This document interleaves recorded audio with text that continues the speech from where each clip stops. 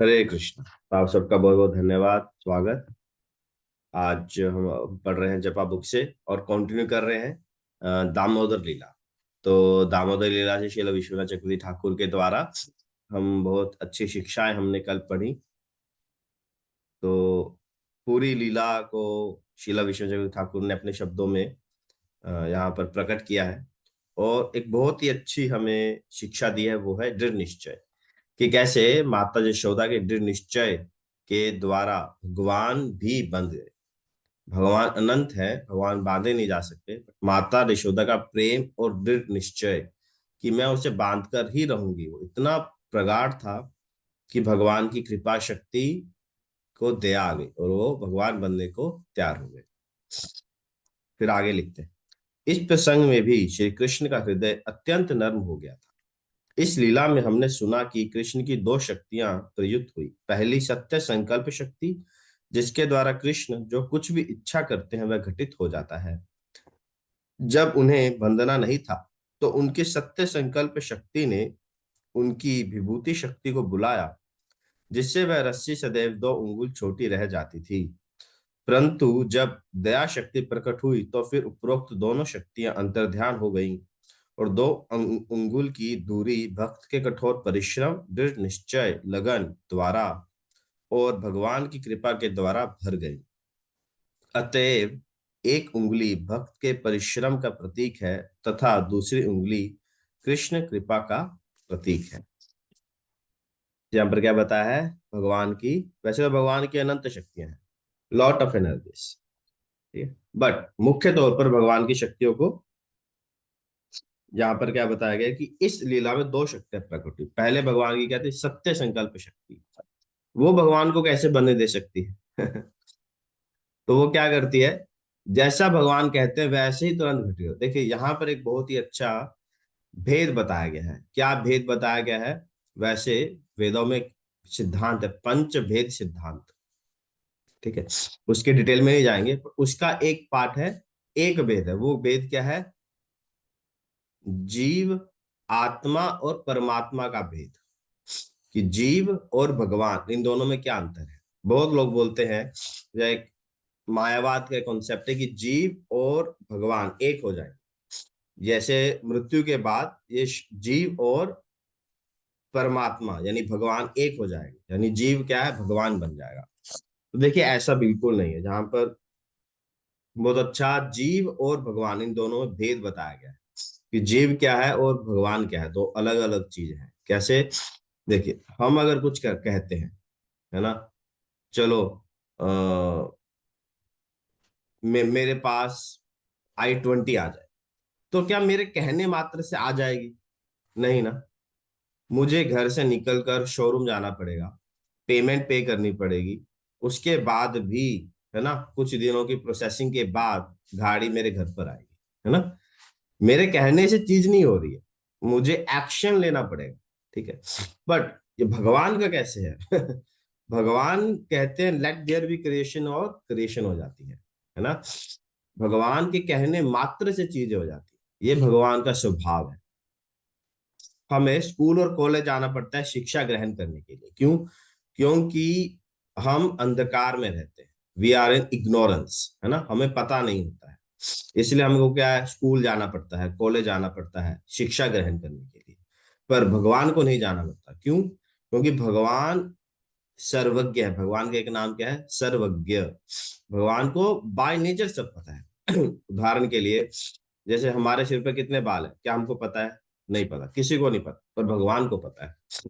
तो भगवान को सृष्टि का भी पता है, हमारा भी पता है, उनका भी पता है, और जो नहीं होने वाला है वो भी पता है, जो हो चुका है वो भी पता है, और जो हो रहा है वो भी पता है। तो ये भी एक भेद है। तो कई भेद है जीव और परमात्मा के बीच में, पर मुख्य तौर पर वो जहां पर बताया गया वो है सत्य संकल्प शक्ति का भेद।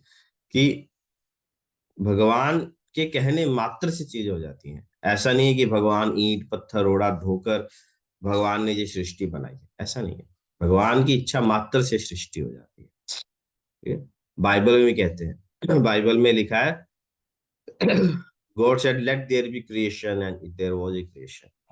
कैसे है वो बाइबल एक्सप्लेन नहीं करती है, बट इतना ही एक्सप्लेन करते हैं। सेम थिंग देखो यहाँ पर भी लिखा गया, भगवान के कहने मात्र से ही चीजें हो जाती है ना। तो यहाँ पर एक और चीज है कि जो अलग अलग धर्म है उन धर्मों में भिन्नताएं हैं बट समानताएं भी देखने की नजर चाहिए।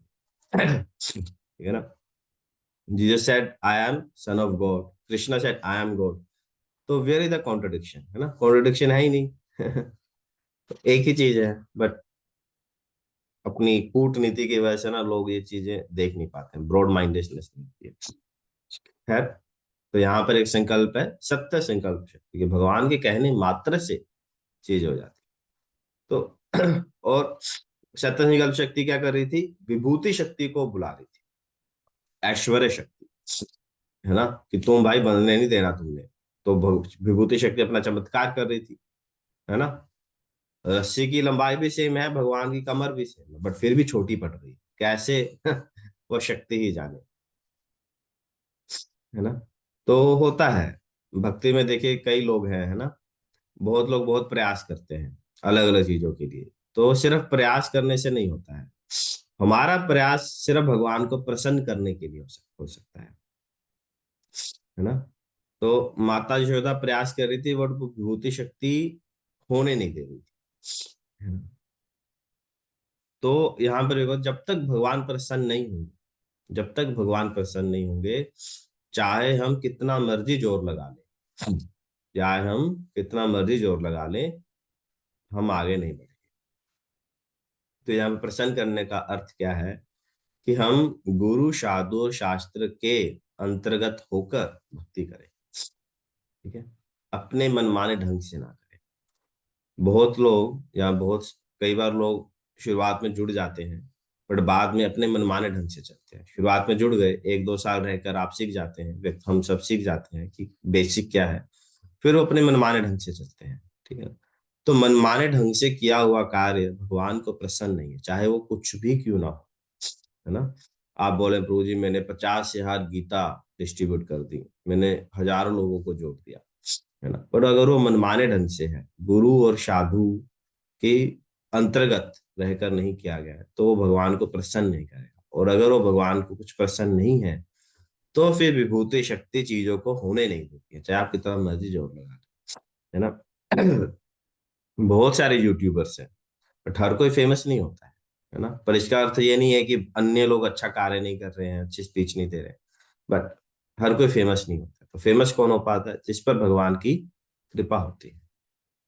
तो ये भी एक बहुत अच्छा शिक्षा है हम सब भक्तों के लिए, कि हम जो कुछ भी करें पहले हमारे जो गुरुजन हैं उनका आशीर्वाद लेकर करें, उनकी परमिशन के द्वारा करें, ठीक है, और फिर आगे बढ़े।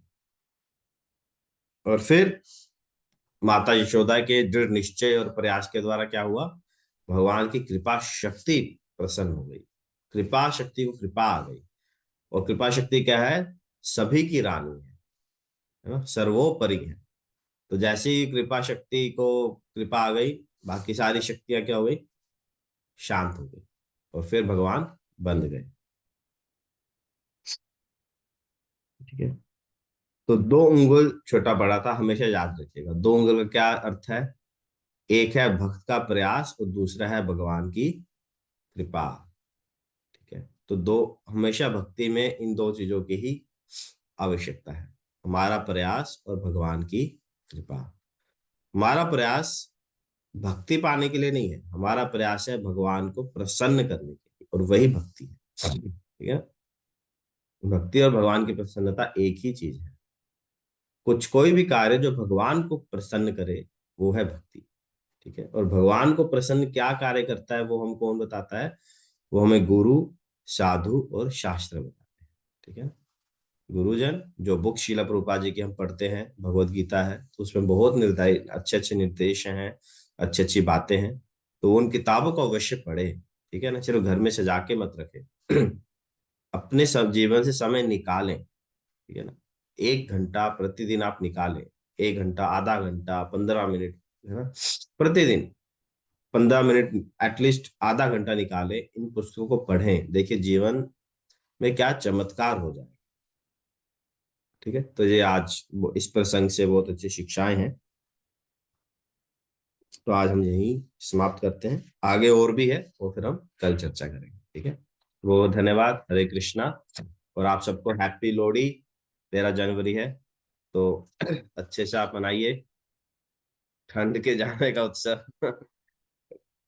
हरे कृष्ण। आज श्रील प्रभुपाद जी का कोट पढ़ लेते हैं। 13 जनवरी शनिवार।